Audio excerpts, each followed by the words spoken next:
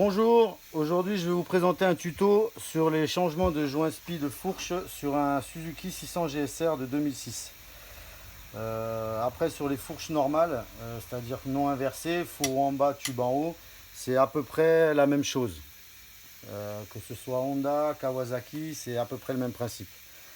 Donc le client m'a amené la fourche déposée, c'est son choix. Et la première temps à faire, c'est de coincer la fourche pour dévisser les bouchons qui sont assez difficiles à dévisser sans avoir serré au préalable dans les tubes, dans les T inférieurs ou supérieurs. Avant de déposer votre fourche, si vous le faites sur votre moto, c'est de dévisser le bouchon supérieur en la fourche serrée dans les T. C'est plus facile pour la suite. Donc là, ça arrive comme ça. Dans l'étau, des morts en alu, je serre le tube de fourche. Je décomprime dans un premier temps ce qui sert de réglage de ressort pour comprimer le ressort. Ensuite, là-dessus, c'est une clé de 10. Ensuite, je prends la clé de... Alors, je ne sais plus si c'est du 22. Non, c'est du 19. Donc, je prends du 19. Je desserre le bouchon. Voilà, le bouchon se desserre. Une fois qu'il est débloqué dans l'étau, je desserre mon étau. Et le caméraman bouge un peu. Je pose la fourche, donc là il y a déjà une fourche de fait, et là je vais desserrer le bouchon avec ma clé de 19 debout à la verticale pour éviter que je me retrouve avec toute l'huile par terre. Ce qui est bien évidemment déjà arrivé. Le bouchon, je le pose. Ensuite il y a une petite rondelle plate qui sert à régler de réglage sur cette vis ici, qui vient en appui, et quand vous tournez cette vis, ça comprime la plaque en plastique, pas en plastique mais en alu, qui sert pour comprimer le ressort. Donc ensuite j'enlève ça, et là je vais vider mon huile en mettant mon doigt au bout du fourreau, parce qu'il y a une rondelle qui va arriver, si tout va bien. Voilà, la rondelle qui sert d'appui pour la cale en alu que vous avez vue. J'enlève mon ressort en vérifiant le sens. Donc là on voit bien que les spires les plus serrés sont vers le bas. Ensuite je pompe l'huile. Je vais d'avant en arrière avec le tube pour pomper l'huile un maximum. Je laisse s'écouler l'huile. On voit que l'huile elle est très très noire.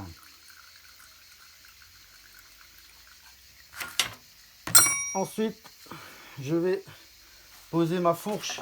Donc là on avait déjà fait le premier fourreau. Il faut savoir que c'est pareil pour les deux. Il n'y a pas de problème. Donc là je prends mon pistolet pour desserrer le ressort, la vis qu'il y a ici. Donc là vous avez une vis qui permet de maintenir le tube dans le fourreau. Donc dans un premier temps il faut desserrer. Donc moi j'ai un pistolet pneumatique. Bon, là il y a les vis, donc déjà il faut enlever les vis qui compriment l'axe de roue pour pouvoir passer la clé. Une.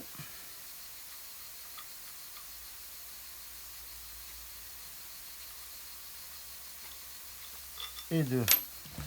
Donc je mets la clé. Alors en espérant que tout se passe bien.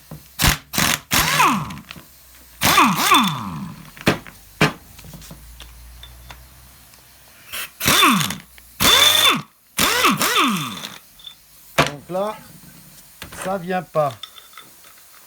Pourquoi? Parce que la vis est tellement rouillée que le tube est bloqué. Donc c'est bloqué. Qu'est-ce qu'on fait? On remet le ressort au fond de la fourche. On remet la rondelle. On remet la cale. On remet la rondelle. On vérifie que tout est bien en place. Voilà. On va remettre le ressort, le bouchon.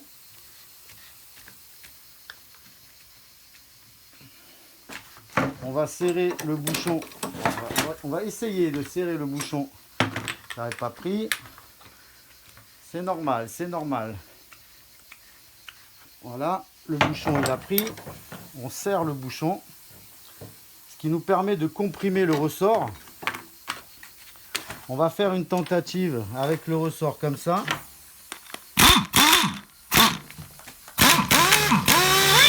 Donc là, on s'aperçoit que la vis tourne dans le vide. En fait, sur la première fourche, c'était venu facilement. En fait, la vis, elle tourne là-dedans. C'est ça qui retient le tube. Donc, ce qu'on va faire, on va comprimer la fourche avec une sangle pour permettre le dévissage du... Alors, c'est...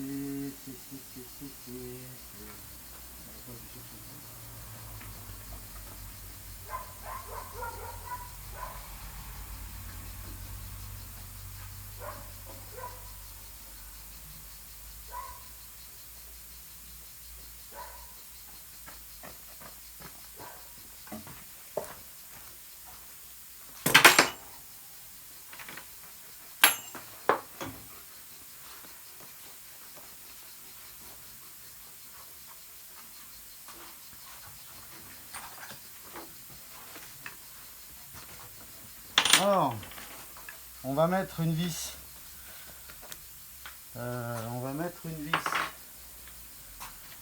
Dans les étriers, dans le support d'étrier. Alors ça, c'est du système D. Hein. C'est du système D, mais qui a toujours fonctionné. Je passe. Alors, je resserre, pardon, excusez-moi. Je resserre bien évidemment le compresseur de suspension pour bloquer le ressort à fond. Je prends une douille de 19, je la pose sur l'empreinte.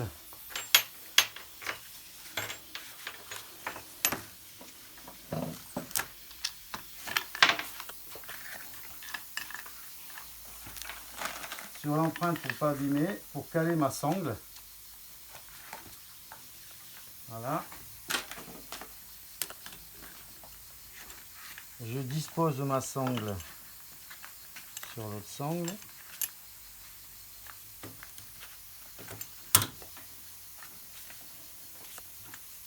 Ah, il faut prendre une sangle à cliquer, hein. C'est mieux qu'une petite sangle normale. Vous n'aurez pas assez de pression pour comprimer le ressort et ça va être beaucoup trop compliqué. Donc pour éviter de rayer le tube, je prends un carton que je pose ici. Et là, je commence en surveillant que la sangle ne parte pas de la douille. Je maintiens mon doigt dessus et là je comprime ma fourche. Là, elle est très comprimée. Je recommence ma manipulation avec le pistolet pneumatique. Et là, voilà, la vis elle est sortie. Donc on peut voir l'état, elle est très grippée. Enfin, très grippée. Elle a pris le sel, la pluie, la neige, vents et brouillards. Donc ensuite, je décomprime ma fourche. Je renlève ma sangle. J'enlève ma vis. J'enlève ma douille. Et là, je vais enlever le cache-poussière. Avec un petit tournevis plat, hein, j'enlève le cache-poussière, je le ressors. Ça sort très bien. Ensuite, je redesserre ma pression sur le ressort. Okay. Ensuite, je redévisse le bouchon.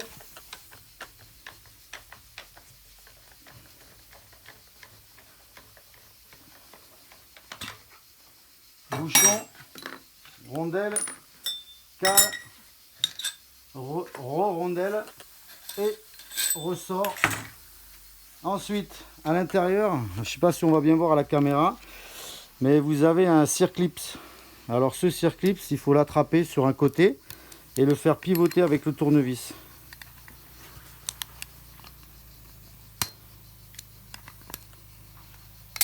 Voilà, on voit le circlip, je l'ai eu là. Il est un peu rouillé, hein.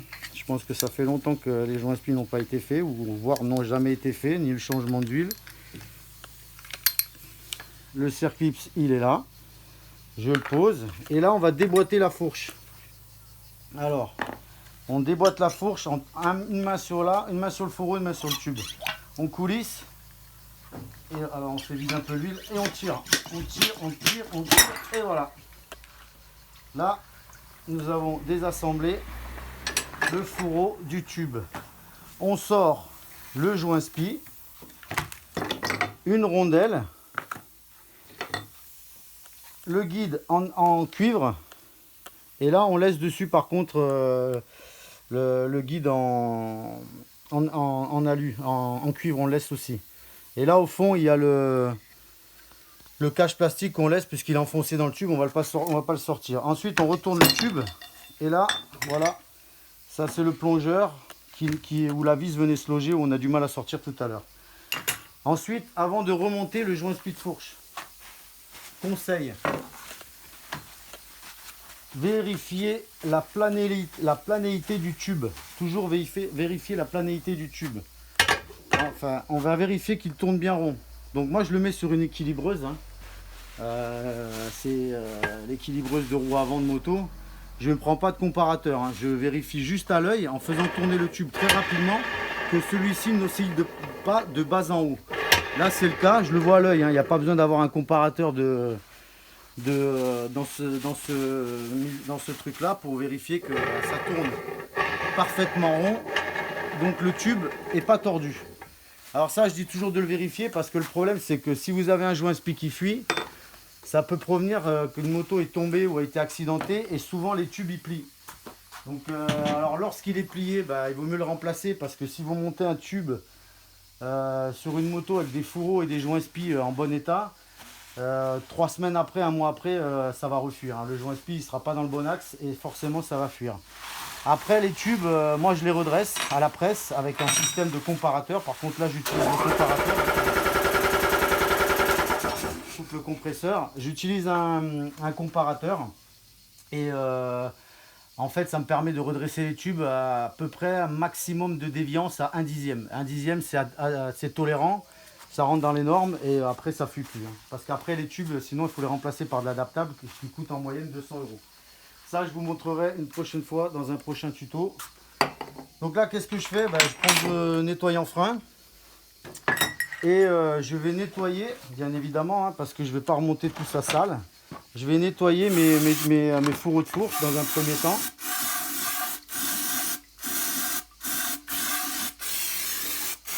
Alors je vais nettoyer bien l'intérieur, c'est le plus important, c'est là où on va mettre de l'huile neuve, hein. Alors, voilà. Ensuite je vais le poser pour qu'il sèche. Je vais prendre l'autre fourreau, je vais faire la même chose. On fait bien évidemment les deux joints spi en même temps et pas que celui qui fuit.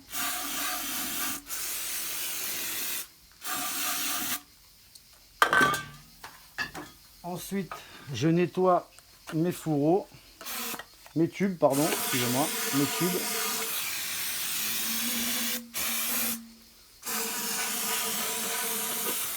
Alors, ce qui peut se passer, c'est que ça vienne, quand vous sortez le tube, ça vienne avec, hein.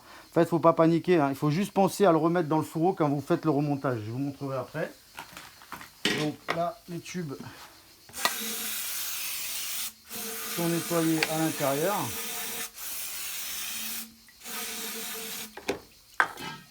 Voilà. Ensuite, on va nettoyer. Je vais prendre un autre bac. On va nettoyer les plongeurs. On nettoie les plongeurs. Alors après, vous pouvez l'utiliser, les mettre dans un bac essence, hein.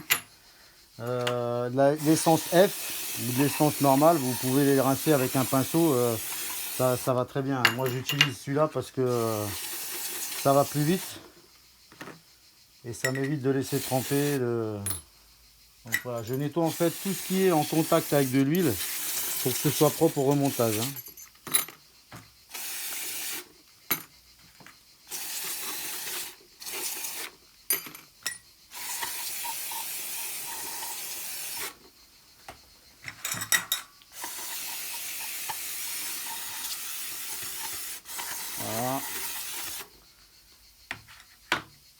Là, pareil, on va nettoyer les petits trucs de... Voilà. On prend un peu ce qui traîne au fond, on essuie comme ça va très bien. Là, c'est bon. Les rondelles, ça, c'est bon. Voilà. Donc là, je vais vous montrer. Voilà. Donc là, on se retrouve avec le fourreau, le circlips. Après, je sais pas si on voit bien sur le pont. La rondelle, le guide, ça et ça. Et ça, c'est pour chaque fourche avec le tube et le plongeur. Ça, vous allez vous retrouver avec ça sur l'établi. Si vous n'avez pas ça, c'est que vous avez perdu des pièces. Hein. Donc déjà, vous devez avoir ça et encore la cale. Pardon, excusez-moi. Et encore la cale et le ressort. Voilà. Ça, c'est pour une fourche complète. Alors, il est préférable de changer la rondelle en cuivre. Parce qu'au serrage, c'est mieux. Et pour l'étanchéité, c'est mieux. Donc, je vais prendre une rondelle qui va bien. Celle-là va parfaitement. Donc voilà, pour cette vis, ça sera une rondelle comme ça, neuve. Et pour l'autre, pareil. Alors après, j'ai pas la dimension exacte. Hein. Je crois que c'est... bah non, j'ai pas la dimension. Ah si, c'est du 10-14 par 1. Voilà ce que je mets. Je crois que c'est du 10-14 par 1 en dimension de la petite vis rondelle en alu.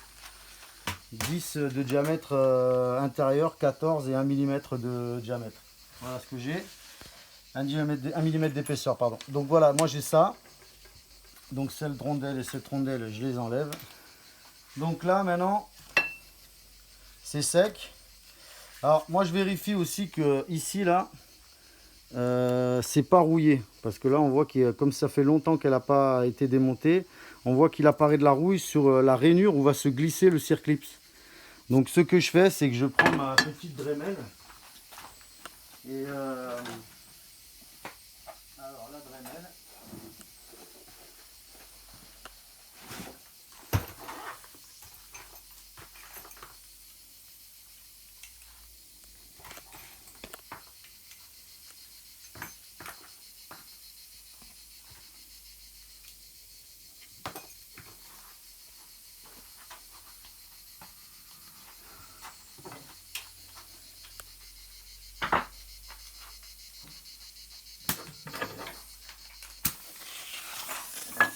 et je vais nettoyer.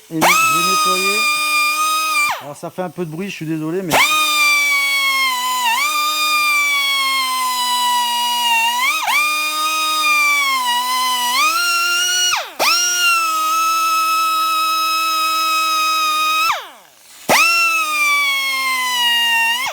voilà, j'ai nettoyé les gorges de l'encoche pour le circlips pour que ce soit un peu plus propre et que ça rentre parfaitement, que ça ne grippe pas, que tout coulisse correctement.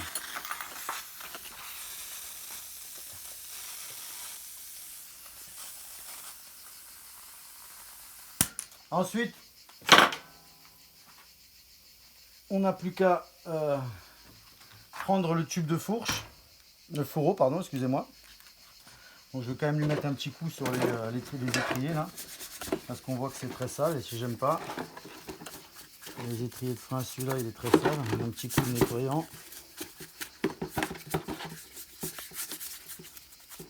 Ça c'est la poussière de frein qui vient se déposer à l'extérieur.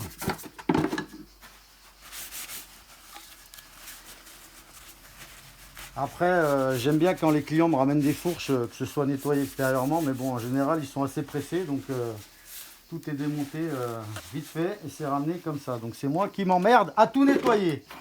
Bref, donc, allez, le fourreau est au fond, posé. On va poser le tube, donc on vérifie bien qu'il y a le petit amortisseur en plastique qui soit dans le tube, qui soit bien en place. Hein. Donc on va le poser au fond. Voilà. On a bien vérifié aussi que les tubes n'avaient pas de traces. Hein. Alors ça, je le précise, bon, ils étaient bien droits sur l'équilibreuse. mais qu'il n'y ait pas de traces de cailloux au niveau là où va coulisser. En fait, là où c'est le plus usé, on vérifie qu'il n'y ait pas d'impact de cailloux ou qu'il soit attaqué par la rouille ou qu'il y ait des traces comment on appelle ça, de marque je sais pas, de tournevis, enfin qu'il n'y ait pas d'impact là où va glisser le joint spi, parce que sinon le tube est foutu. Hein. Vous changez le joint spi, vous pourrez recommencer. Hein. Après, donc je prends mes joints spi. Donc, ce que je fais avant de les démonter, avant de les monter, hein, de les placer, je vérifie bien. Donc, moi, j'utilise cette marque. Hein, c'est du double lèvre de chez Athena pour la GSR. C'est de l'adaptable, mais c'est le haut de gamme en adaptable en fait. Hein. Je monte des fois de l'origine quand je peux l'avoir rapidement. Là, je ne pouvais pas, donc j'ai commandé chez mon fournisseur de l'Athena. Je vérifie quand même que le joint spi corresponde bien à celui qui a été démonté. Je le mets à côté, je l'aligne, je vérifie la hauteur et la largeur et l'intérieur. Donc celui-là, il correspond. Toujours vérifier si c'est bon, hein, sinon vous allez avoir des problèmes. Donc je prends de la graisse. Alors de la graisse, comme j'utilise la plupart régulièrement, hein, de Uniopal, super grise de 350. Et je vais graisser, et généreusement, hein, le pot de graisse ne vaut pas 14 000 €, donc on graisse généreusement le spi tout autour pour avoir une meilleure adhérence, enfin une meilleure, comment on appelle ça, que ça glisse mieux sur le fourreau, et surtout ça va préserver le joint spi dans le temps. Il s'abîmera moins vite. Ensuite, là, c'est là que ça va être un peu compliqué. Là, il faut retenir l'ordre. Donc, une fois qu'on a mis le tube avec le cache plastique bien au fond, qu'on a graissé notre joint spi, on va jeter le plongeur à l'intérieur. Il doit bien descendre. Et il faut vérifier, en le passant à la lumière, qu'en dessous, vous voyez bien le trou, qu'il est bien calé au fond. Une fois que ça c'est fait, on prend la bague en cuivre qu'on va mettre autour du tube. On va la laisser tomber dedans. Ensuite, je prends du W40. J'en mets un petit peu autour pour lubrifier la bague dans son guide. Je prends la grande rondelle en ferraille que je passe au-dessus. Ensuite, je mets un chiffon pour cacher le truc du tube là, l'ouverture. Et je prends, alors moi j'ai un outil magique, hein. Ça s'appelle un tuyau de PVC diamètre 50 que j'ai acheté et j'utilise régulièrement car l'outil Suzuki ou Kawa sont un peu chers. Donc là je passe mon tube qui rentre là-dedans. Et là, alors attendez, j'attrape le marteau. Je vais frapper.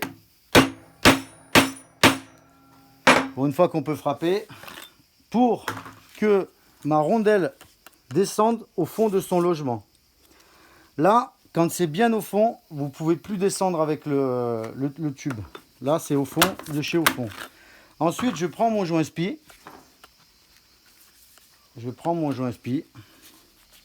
Je le passe sur le tube.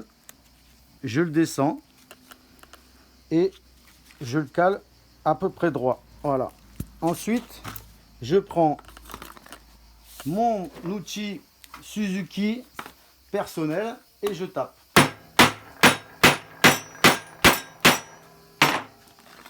Ensuite, je l'enlève. Je sens qu'il y a de la résistance, donc c'est que je suis au fond. Hein. Là, je prends ma lampe de poche et je vérifie bien qu'on aperçoive. Pardon. Là, il y a de l'air qui s'en va. Hop là. Là, je m'aperçois que la rainure où va se loger le circlips est visible. Donc je prends mon circlips, je le mets dans l'encoche, je le comprime de chaque côté et je vais tout doucement descendre avec un tournevis et on entend un petit clac, clac, ça veut dire qu'il se met dans sa gorge. Là, le joint spi est remonté et le circlips bloque le joint spi. On remonte le cache-poussière. Donc on laisse toujours le papier pour éviter, parce qu'à force le tube il se casse, hein, à 10-15 fourches il se casse. Après j'en rachète un, hein, c'est pas le problème. Et ensuite, voilà, je retape mon... Ensuite je retourne ma fourche pour enlever le papier.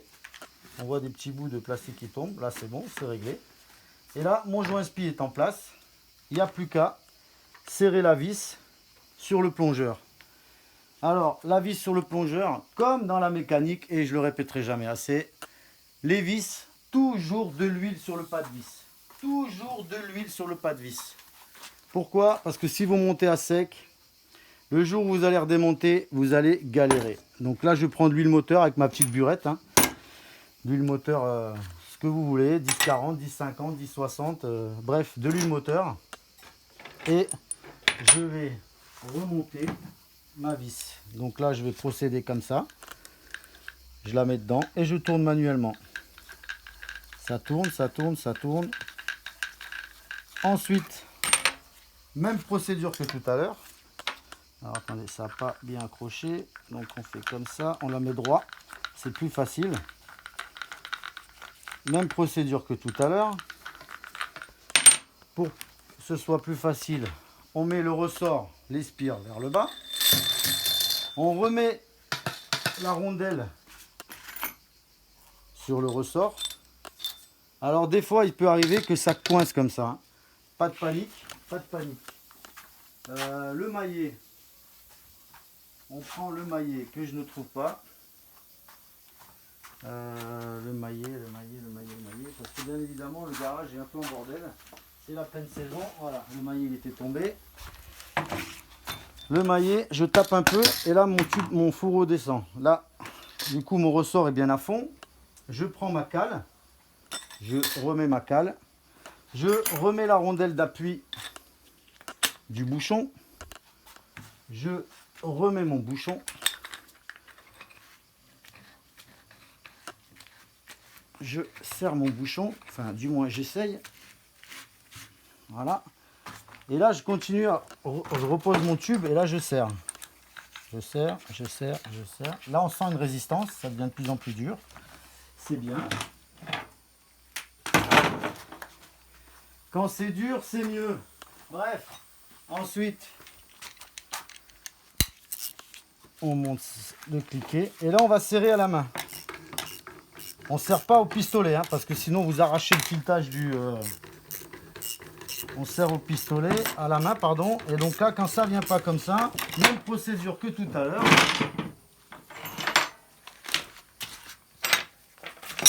On comprime le ressort à fond. Donc même si le bouchon n'est pas à fond, hein, c'est pas grave. Hein. De toute façon, on va le redémonter pour mettre de l'huile. Hein. Parce que ça, on le fait, l'huile, on n'a pas encore mis l'huile, il ne faut pas oublier de la mettre. Tac, tac, tac, tac, ma douille de 19. Voilà, ma petite vis d'étrier que je mets sur les emplacements prévus.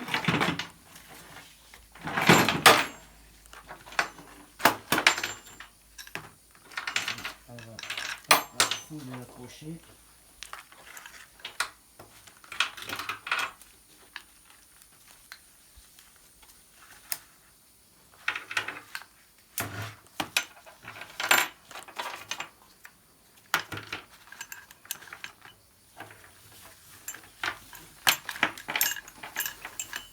C'est un peu compliqué, c'est un peu...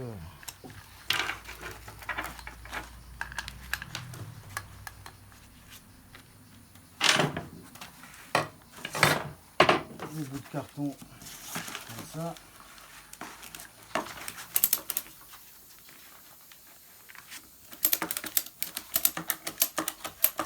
Donc là on comprime comme tout à l'heure hein, pour dévisser, c'est le même principe que pour visser. On comprime la fourche et là on serre. Alors là ça sert pas encore assez.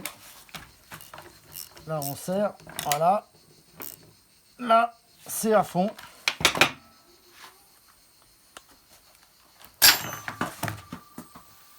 Ensuite on enlève le bouchon. On redessert.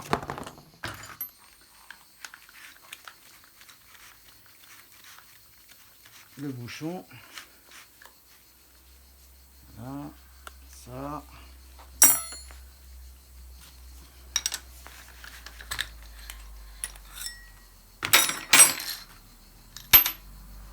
Ok. Et ensuite, on va faire le remplissage de la fourche. Donc, le remplissage de la fourche, je prends mon doseur, si je le trouve. Hein.